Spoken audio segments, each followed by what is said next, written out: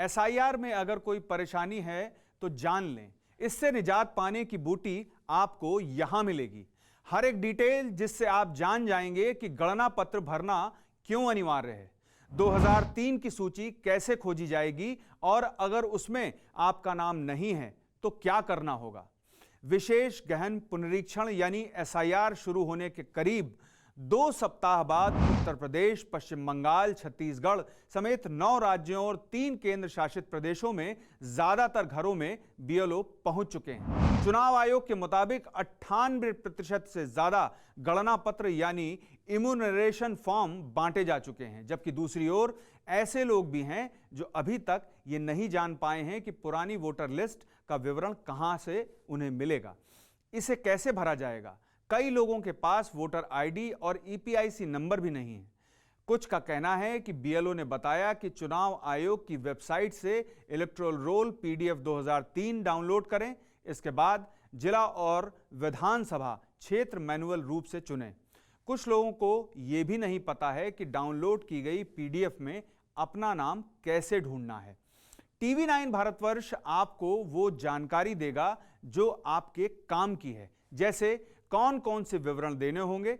इसमें जन्म तिथि, आधार संख्या जो वैकल्पिक है, मोबाइल नंबर, पिता अभिभावक का नाम, उपलब्ध होने पर पिता या अभिभावक का ईपीआईसी नंबर, मां का नाम और उनका ईपीआईसी नंबर, पति या पत्नी का नाम और ईपीआईसी नंबर।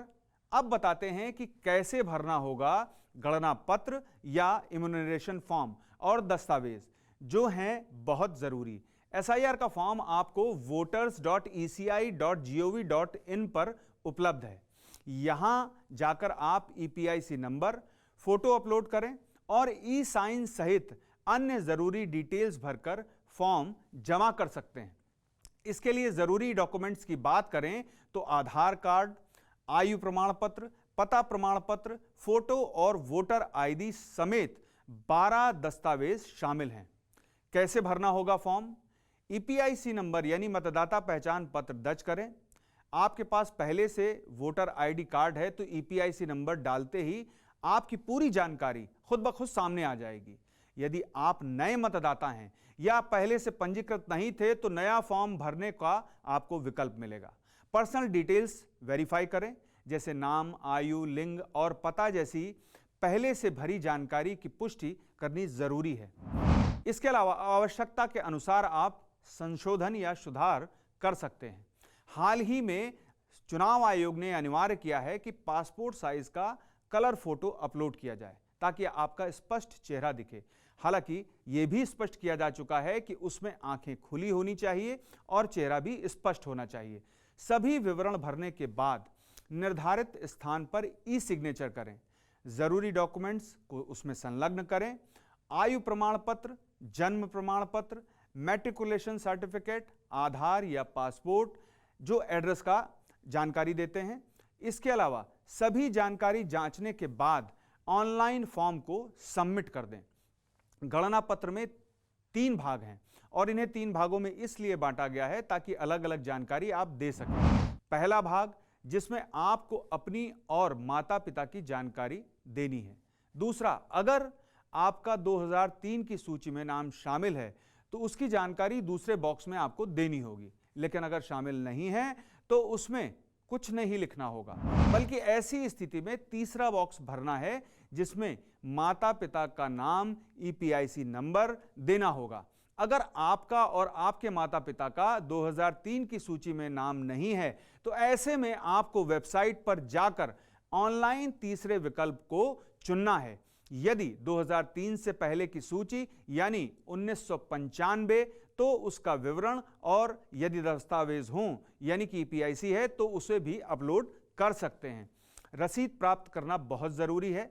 फॉर्म सबमिट करने पर आपको एक एक्नॉलेजमेंट स्लिप मिलेगी और एक रेफरेंस नंबर भी मिलेगा ताकि आप आगे की स्थिति ट्रैक कर सकें, तो ये जरूर ले लीजिएगा। इलेक्टोरल रोल पीडीएफ 2003 आपके राज्य के नाम, जिला और विधानसभा क्षेत्र के विकल्प को पूरा करें, डाउनलोड करें। इसके लिए पहले ईसीआई की वेबसाइट पर जाएं, अपने ब्राउज़र के गूगल सर्च बार में ईसीआई टाइप करके सर्च करें। सर्च परिणामों में वोटर सर्विस पोर्टल विकल्प पर क्लिक करें। पुरानी लिस्ट खोजें, पोर्टल पर दाईं ओर सर्विसेज अनुभाग में जाएं। Search your name in last SIR यानी कि पिछले SIR में अपना नाम खोजने के लिए विकल्प पर क्लिक करें। यह विकल्प विशेष रूप से 2003 की आधारभूत वोटर लिस्ट खोजने के लिए है। राज्य और जिले का चयन करें। राज्य का चयन ड्रॉप डाउन मेन्यू से अपना राज्य खोज कर करें, यानी कि जैसे उत्तर प्रदेश, तमिलनाडु या जो भी आपका राज्य है उसे आप व्यू में क्लिक करके चुन सकते हैं। अगले पेज पर जिला यानी कि डिस्ट्रिक्ट को चयन करें। जैसे उत्तर प्रदेश अगर आपने राज्य चुना है तो बलिया, कानपुर, लखनऊ या जो भी आपका जिला है। इसके बाद विधानसभा और भाग्य संख्या को आपको चुनना है, यानी कि विधानसभा का चयन आप करेंगे तभी आप उस पोलिंग स्टेशन तक पहुंच पाएंगे जहां पर आप वोट देते हैं। और शो बटन पर क्लिक करते ही आपको पोलिंग स्टेशन का नाम या उसकी सूची दिखाई देगी और इसमें आप पोलिंग स्टेशन पर जैसे ही क्लिक करेंगे तो फिर आप उस मेन सूची में पहुंच जाएंगे जहां पर आप वोट देते हैं और उस वोट के जरिए आप अपना अधिकार तो प्रयोग करते ही हैं, लेकिन चूंकि पुरानी सूची है तो ऐसी स्थिति में उसी पोलिंग स्टेशन पर आपका नाम होगा।